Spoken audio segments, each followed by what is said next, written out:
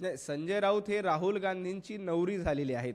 याच्या आधी देखील बघितलंय की दिल्लीमध्ये जायचं, राहुल गांधींची गुलामी करायची, हे संजय राऊतांचं काम झाले.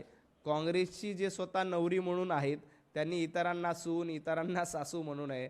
अहो संजयजी राऊत, तुम्ही ज्या पद्धतीनं राहुल गांधी यांना पंतप्रधान करण्यासाठी पायघड्या घालत होत्यात, नवसं बोलत होतात, कशा पद्धतीनं राहुल गांधीच पुढचे पंतप्रधान आहेत अशा वल्गना करत होत्यात, तुम्ही राहुल गांधींची नवरी आणि मराठी भाषेत आणखी चांगलं सांगायचं झालं तर प्रेयसी म्हणून काम केलं होतं.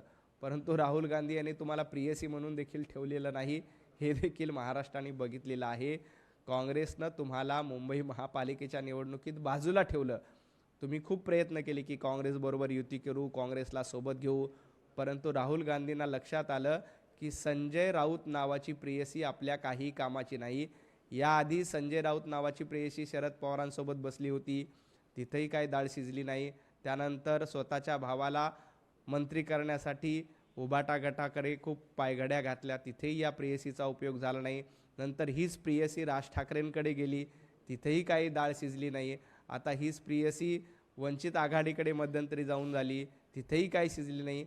त्यामुळे इतरांना सून, नवरी म्हणण्यापेक्षा आपण कशा पद्धतीनं 12 जणांच्या प्रेयसी आहोत याचं भान संजय राऊतांनी ठेवावं.